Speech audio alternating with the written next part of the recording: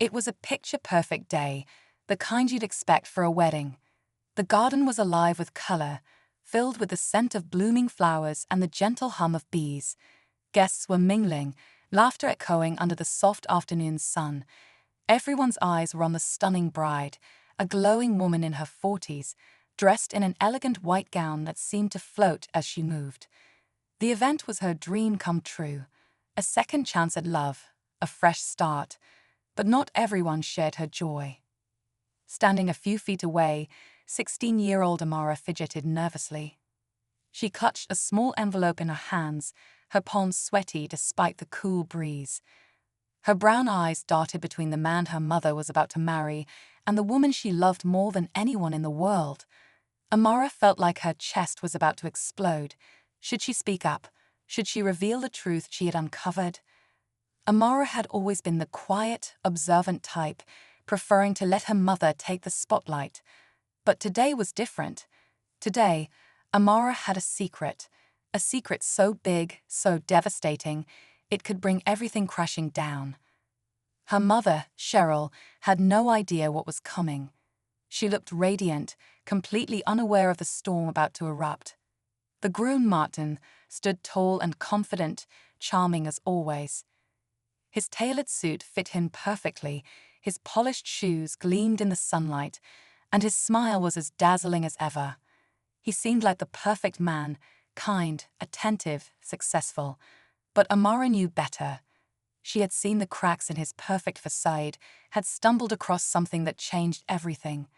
And now, as the guests took their seats and the music began to play, Amara realized it was now or never. Her heart pounded as she made her decision. Slowly, she stepped forward, her voice trembling but loud enough to be heard. "Mom, wait."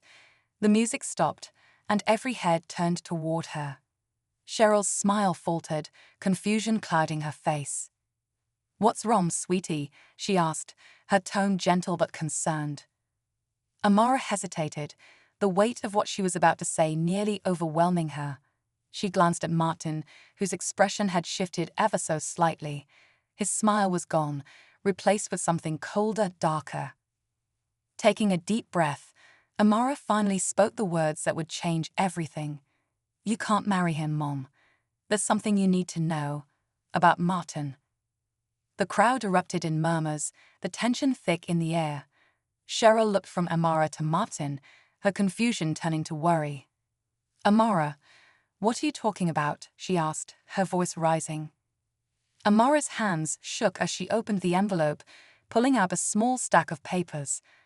"I didn't want to ruin your day, but I couldn't stay silent. Mom, he's not who you think he is." She looked her mother straight in the eyes, her own filled with tears. "He's been lying to you." Martin's face turned pale, and for the first time, he seemed to falter.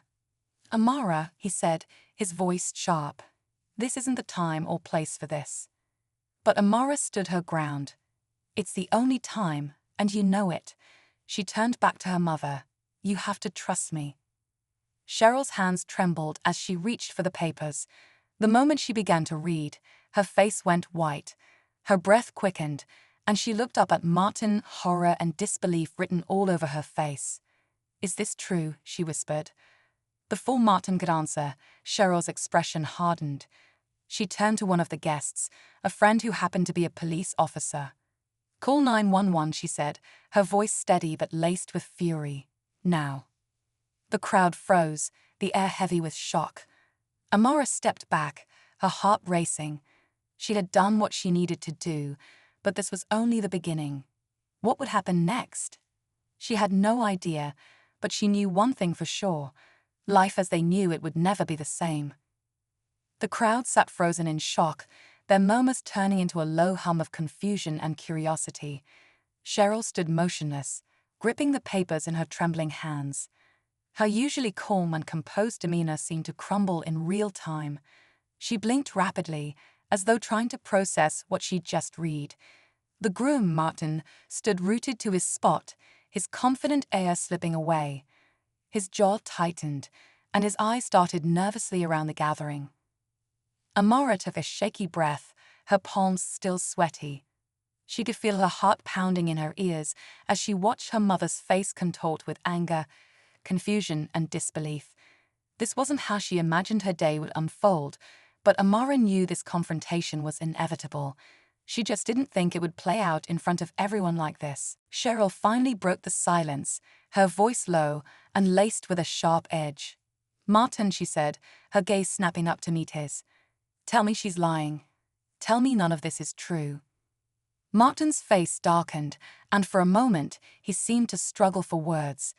Then he straightened, his smile returning, a little too forced, a little too polished. "Cheryl, this is ridiculous," he said, his tone dripping with forced concern. "Whatever Amara thinks she's uncovered, it's obviously some kind of misunderstanding. She's a teenager, for heaven's sake. She doesn't understand how these things work." Amara's blood boiled at his dismissive tone. She stepped closer, her voice firm despite the fear bubbling in her chest.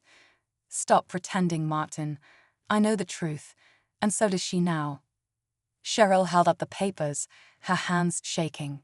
"So, explain this then," she demanded. Her voice rose with each word, the pain and betrayal evident. "These are not misunderstandings. They're bank statements, police reports, things you can't just explain away." A collective gasp rippled through the crowd as the weight of her words sank in. Guests exchanged wide-eyed glances, some whispering to each other. Others simply stared, unable to look away from the unraveling drama. Martin's smile faltered, and his eyes hardened. He took a step forward, his voice low and controlled.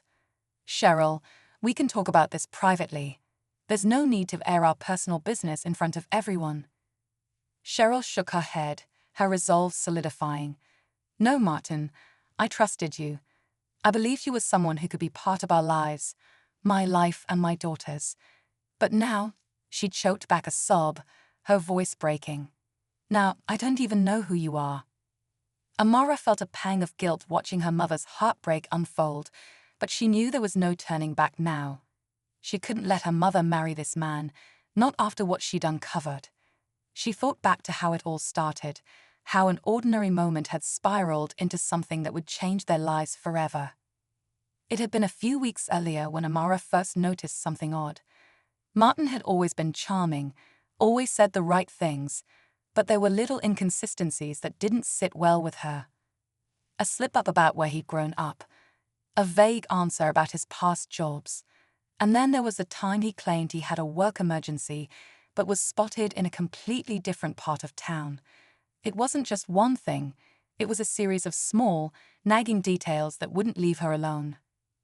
Amara hadn't meant to pry. She wasn't trying to ruin her mom's happiness. But as the wedding date approached, her instincts told her something was off. One evening, while her mom was out, she decided to dig deeper. She started with a simple online search, thinking it would be harmless, but what she found sent chills down her spine. There were reports, official-looking documents that linked Martin's name to multiple aliases, records of financial fraud, a trail of broken engagements. Amara's hands had trembled as she pieced it all together. The man her mom was about to marry wasn't just keeping secrets, he was a con artist. Amara knew confronting her mother wouldn't be easy. Cheryl was deeply in love, and Martin had charmed everyone, including most of their family and friends. So Amara spent days gathering evidence, printing documents, and rehearsing what she would say. She wanted to be sure her mom would believe her. But now, standing here in the middle of the wedding chaos, she realized nothing could have fully prepared her for this moment. Back in the garden, the atmosphere had grown increasingly tense. Cheryl looked at Martin with a mix of rage and sorrow. "How could you do this?" she demanded. "How could you lie to me, to Amara, to all of us?" Martin opened his mouth to respond, but before he could say anything, the sound of sirens in the distance cut through the air. The police were on their way. Amara's heart raced. Had her mom really called 911? She glanced over and saw the family friend, Officer Johnson, standing near the edge of the crowd, speaking into his phone. The situation was escalating quickly. "Mom," Amara said softly, stepping closer to her. I'm so sorry. I didn't want it to happen like this, but I couldn't let you go through with it. Cheryl's expression softened as she looked at her daughter. Tears filled her eyes, and she pulled Amara into a tight embrace. You did the right thing, she whispered. I'm just so angry that I didn't see it myself. Martin, meanwhile, had begun to inch backward, his confident facade now completely shattered. You're making a big mistake, he said, his voice shaky. This is all a misunderstanding. I love you, Cheryl. You have to believe me. But it was too late. The guests had turned against him, whispering harshly and shooting him accusing glances. The sound of the approaching sirens grew louder, and Martin's panic became visible. He glanced toward the garden gate, as though calculating an escape route. Don't even think about it, Officer Johnson said firmly, stepping forward. He gestured toward Martin with authority. You're not going anywhere. Amara watched as Martin's shoulders slumped in defeat, but the tension in the air didn't dissipate.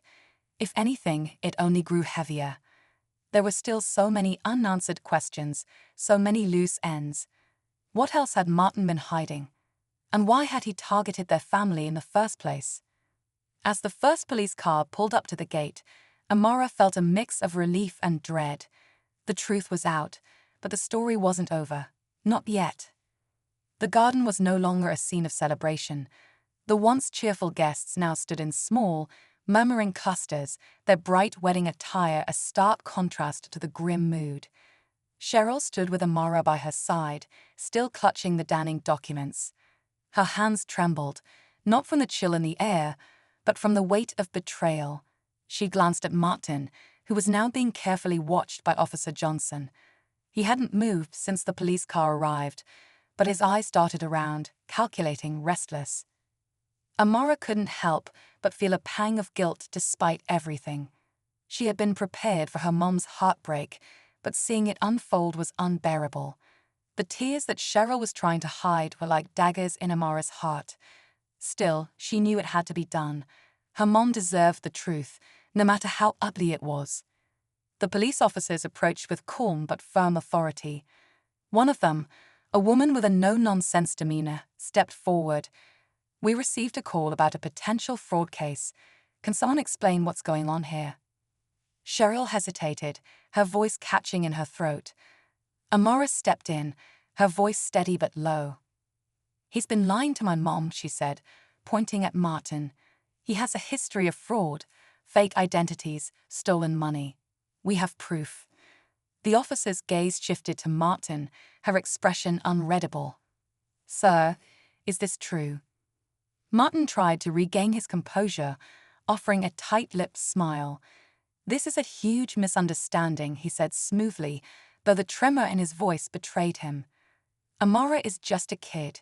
She doesn't understand what she's talking about. I've never done anything wrong. Amara's frustration boiled over.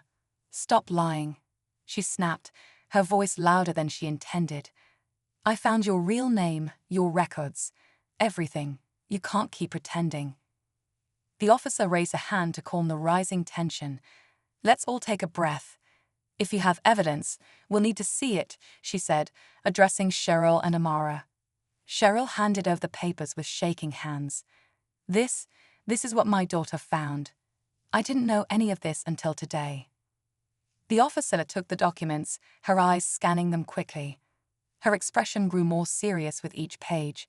When she finished, she looked back at Martin, her demeanor no longer neutral. Sir, you're going to need to come with us for questioning. Martin's face hardened, the mask of charm finally cracking. This is absurd, he said sharply. You can't arrest me based on a teenager's internet search. The officer remained calm. We're not arresting you yet, but these documents warrant further investigation. If you're innocent, you'll have a chance to prove it. Amara felt a small wave of relief wash over her, but it was short-lived. Martin suddenly lunged towards Cheryl, his hand reaching out as though to grab the papers. Cheryl, don't do this, he shouted, his voice desperate.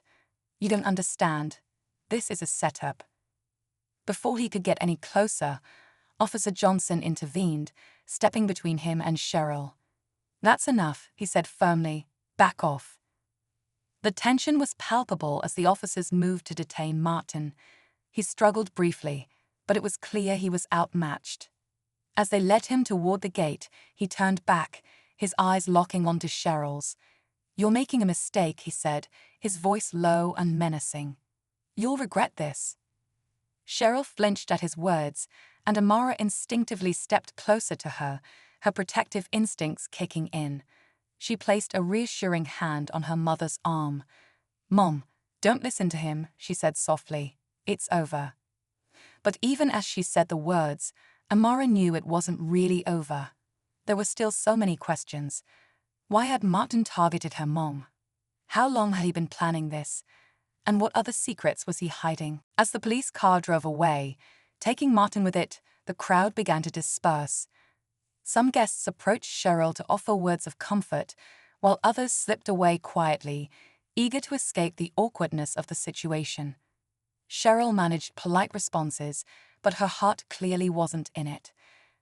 When the last of the guests had gone, Cheryl and Amara sat on a bench in the now empty garden. The silence between them was heavy. Cheryl stared at her hands, her engagement ring catching the fading sunlight. With a shaky sigh, she pulled it off and placed it on the bench beside her. "I thought he loved me," she said, her voice barely above a whisper. "I thought this was finally my chance to be happy again." Amara's throat tightened. "Mom, I'm so sorry. I didn't want to hurt you, but I couldn't let him." "I know," Cheryl interrupted, her eyes glistening with tears. "I know you did it because you care, and I'm so grateful you were brave enough to tell me, but it doesn't make it hurt any less." Amara nodded, unsure of what else to say. She wished she could take away her mom's pain, but she knew it wasn't that simple. After a long pause, Cheryl finally looked at her daughter. "How did you even figure it out?" she asked, her voice tinged with curiosity and disbelief. Amara hesitated, unsure of how much to share. "It started with little things," she said carefully. "Things he said that didn't add up. I didn't think much of it at first, but then, I don't know. I just felt like something was off, so I started digging." Cheryl nodded slowly, processing her words. "I should have seen it too," she said bitterly. "I should have paid more attention." "It's not your fault, Mom," Amara said firmly. "He fooled everyone, not just you. He's a professional liar, but now he's caught, and we're going to be okay." Cheryl offered a faint smile, though it didn't quite reach her eyes. "I hope so," she said softly. "I really hope so." As the sun dipped below the horizon, casting the garden in shadow, Amara couldn't shake the feeling that this wasn't the end. Martin's parting words echoed in her mind, a chilling reminder that their story with him might not be over. For now, though, she pushed those thoughts aside. She had done what she set out to do. She had protected her mom. And no matter what came next, she would face it together with her. The days following the wedding that wasn't were a blur of questions, emotions, and an uneasy sense of anticipation. Cheryl and Amara tried to find some semblance of normalcy, but it was impossible to ignore the storm that still loomed over their lives. The house, once filled with warmth and laughter, now felt like it was holding its breath, waiting for the other shoe to drop. Cheryl spent hours on the phone with the police and her lawyer, trying to piece together the full extent of Martin's deception. Each new discovery was like reopening an old wound. His name wasn't even Martin. He had been living under multiple aliases, leaving behind a trail of broken promises and empty bank accounts. It wasn't just fraud, it was betrayal on the deepest level. The man she had fallen for didn't exist. Amara did her best to support her mom, but she couldn't shake the feeling that Martin wasn't done with them. His last words at the wedding haunted her. Asterisk, "You'll regret this asterisk." What had he meant by that? Was it just a desperate attempt to intimidate them, or was it something more? She found herself glancing over her shoulder whenever she left the house, her mind racing with worst-case scenarios. Late one night, Amara was lying in bed, scrolling through her phone in the dark. She couldn't sleep. The weight of everything was too heavy. Her thoughts drifted back to the documents she'd have found. There had been something odd about one of them, something she hadn't mentioned to her mom yet. It was a name, someone listed as a business associate of Martin's. The name wasn't familiar, but had stuck with her. On a whim, she typed it into a search engine. What she found made her stomach drop. The name was linked to a series of criminal cases, all involving scams similar to Martin's. This person wasn't just an associate, they were a partner. Someone who had likely been helping Martin orchestrate his schemes for years. Amara's heart raced as she clicked through the search results, her mind spinning with possibilities. If this person was still out there, did that mean Martin wasn't acting alone? And if so, what else were they planning? The next morning, Amara hesitated before telling her mom about her discovery. Cheryl was already overwhelmed, and Amara didn't want to add to her stress. But as the day went on, she realized she couldn't keep it to herself. Over breakfast, she carefully broached the topic. "Mom, there's something I need to tell you," Amara began, her voice cautious. "When I was looking into Martin, I found a name, someone he might have been working with." Cheryl frowned, setting down her coffee mug. "What do you mean? Someone he was working with? Like a partner?" Amara nodded. "Yeah, I looked them up last night, and they've been involved in scams before. Big ones. I think Martin might not have been acting alone." Cheryl's face went pale, and she leaned back in her chair, her hands gripping the edge of the table. "You're saying there could be more to this? More people involved?" "I think it's possible," Amara admitted. "And if that's true, we need to be careful. They might not be happy about what happened." Cheryl's expression hardened, a flicker of fear replaced by determination. "We need to tell the police," she said firmly. "They need to know everything." Amara agreed, and the two of them spent the rest of the day compiling all the information they had. They met with Officer Johnson, who promised to investigate further and ensure they were protected. But even with the police involved, the unease lingered. Martin was in custody, but his network, if it existed, was still out there. That night, Amara woke to the sound of her phone buzzing on the nightstand. She groggily reached for it, her heart skipping a beat when she saw an unknown number flashing on the screen. For a moment, she considered ignoring it, but something told her to answer. "Hello," she said, her voice thick with sleep. There was a pause on the other end, and then a voice she didn't recognize spoke. It was low, almost a whisper. "You should have stayed out of it." Amara's blood ran cold. "Who is this?" she demanded, her voice shaking. "You know who I am," the voice replied. "And you know what happens to people who get in over their heads." The line went dead, leaving Amara staring at her phone in shock. Her hands trembled as she set it down, her mind racing. Who was that? Was it Martin's partner? And how had they gotten her number? She didn't sleep for the rest of the night. Instead, she sat by her window, staring out into the darkness and jumping at every shadow. By morning, her fear had turned to resolve. Whoever these people were, they weren't going to scare her into silence. She had already come this far. She wasn't about to back down now. When she told her mom about the call, Cheryl's face went white. "We need to leave," she said, her voice trembling. "Amara, it's not safe here anymore." "But, Mom," Amara protested, "running won't solve anything. We need to stand up to them." "And risk our lives," Cheryl shot back, her voice rising. "Amara, this isn't a game. These people are dangerous." Amara didn't know how to respond. She hated the idea of leaving their home, but she couldn't deny the danger they were in. As they argued, a loud knock at the door interrupted them. They both froze, exchanging nervous glances. "Stay here," Cheryl whispered, her voice barely audible. She grabbed her phone and crept toward the door, peering through the peephole. Amara watched from the hallway, her heart pounding in her chest. "Who is it?" Cheryl called, her voice shaking. There was no answer. The knock came again, louder this time, and Amara felt her stomach twist into knots. She could see her mom's hand trembling as she reached for the lock, and she wanted to scream at her to stop. But before Cheryl could open the door, the sound of shattering glass echoed through the house. Amara turned just in time to see the living room window break, shards flying everywhere. A shadowy figure climbed through, their face obscured by a mask. Cheryl screamed, and Amara's world seemed to tilt on its axis. Whoever they weren't here for a polite conversation.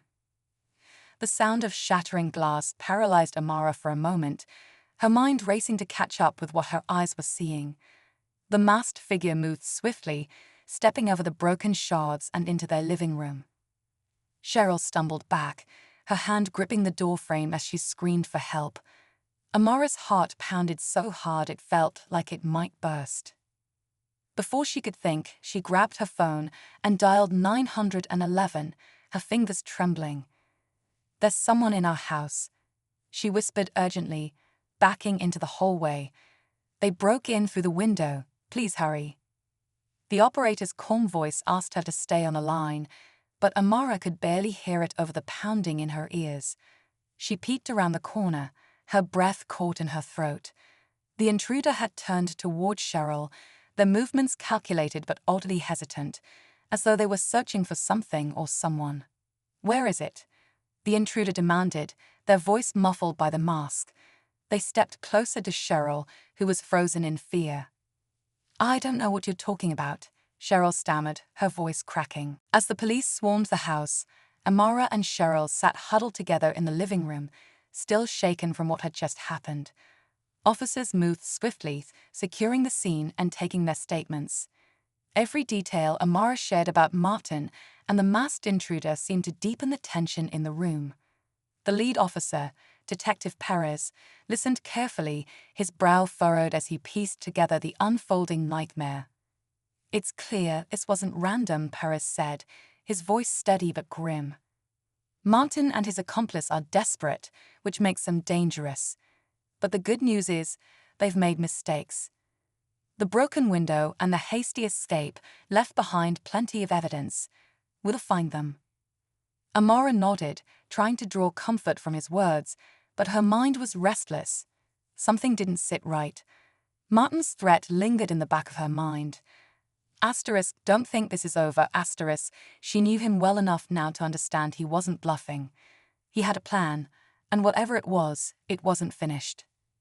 Hours later, as the sun began to rise, the house grew quiet again. The police had left an officer stationed outside for protection, but the sense of unease remained. Cheryl insisted that they stay in the same room, too scared to let Amara out of her sight. They tried to rest, but sleep wouldn't come. It was just after dawn when Amara's phone buzzed with a notification. She almost ignored it, assuming it was a generic alert, but something made her check. Her breath caught when she saw the message. It was from an unknown number, and the words sent a chill down her spine. "You should have stayed quiet. Now it's too late, Her hands shook as she showed the message to her mom. Cheryl's face went pale, and she immediately called Detective Perez. Within minutes, the officer stationed outside was back inside, checking locks and reassuring them they were safe. But Amara couldn't shake the feeling that the message wasn't just a threat, it was a warning. By the time Perez returned, armed with a team and a plan, Amara had been replaying the night's events in her head, trying to piece together what Martin's next move could be. "He said this wasn't over," she told Perez, her voice trembling. "And now this message, he's trying to scare us, but I think he's also trying to distract us." Perez nodded thoughtfully. "You're probably right," he said. "These kinds of people thrive on manipulation. They want to keep you off balance so they can stay one step ahead. But we've got an advantage. They're running out of places to hide." Just as Perez spoke, one of his officers walked in, holding a laptop. "Detective, we've traced the message," he said. "It was sent from a location about 10 miles from here, a warehouse near the docks." Amara's stomach dropped. A warehouse. It sounded like the kind of place Martin would use to disappear or tie up loose ends. "He's there," she said, her voice filled with certainty. "He's waiting for us." Cheryl grabbed her hand, her eyes wide with fear. "You're not going," she said firmly. "Let the police handle it." "I'm not going to confront him," Amara promised, though a part of her wanted to. But I need to know how this ends. I need to see it for myself. Perez hesitated, but ultimately agreed to let them stay in the car as his team moved in. The drive to the warehouse was tense, the silence broken only by the hum of the engine.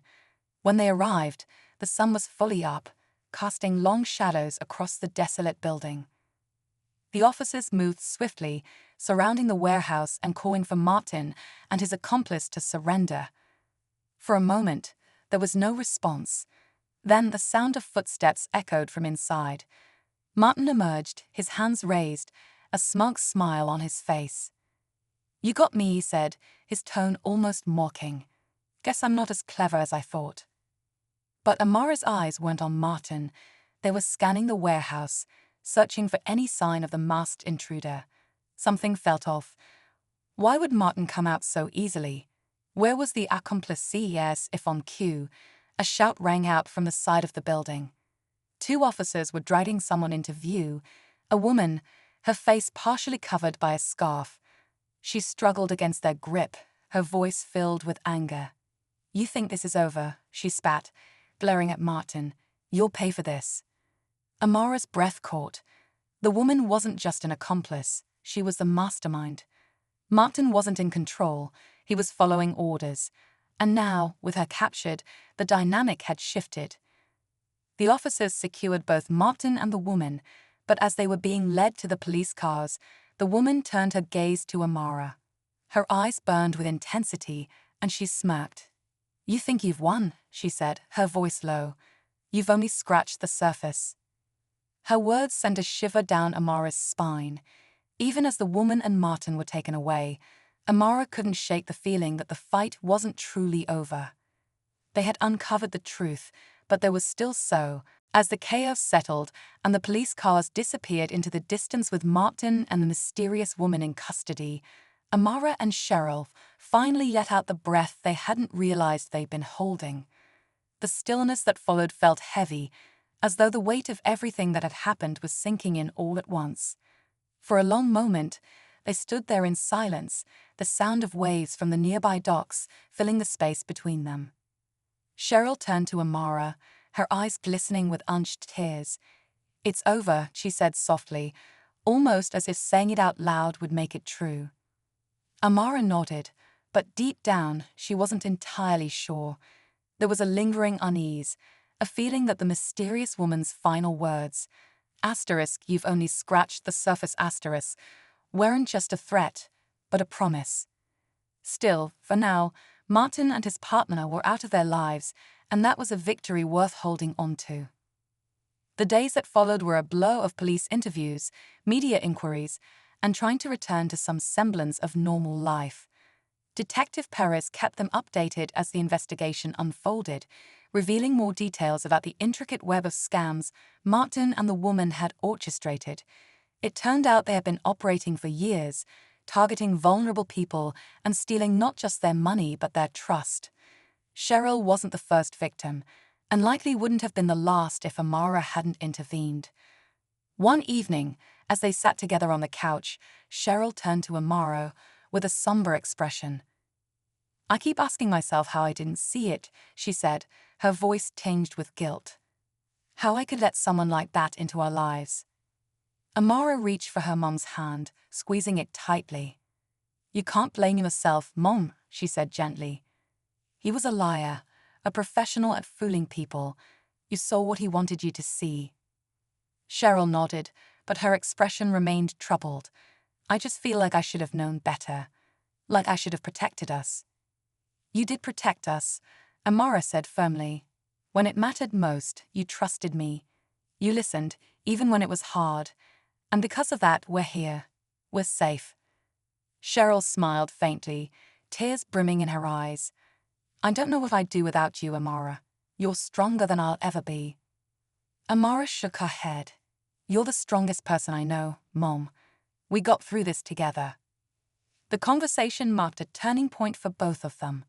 Cheryl began to let go of the guilt that had weighed her down, focusing instead on healing and rebuilding their lives.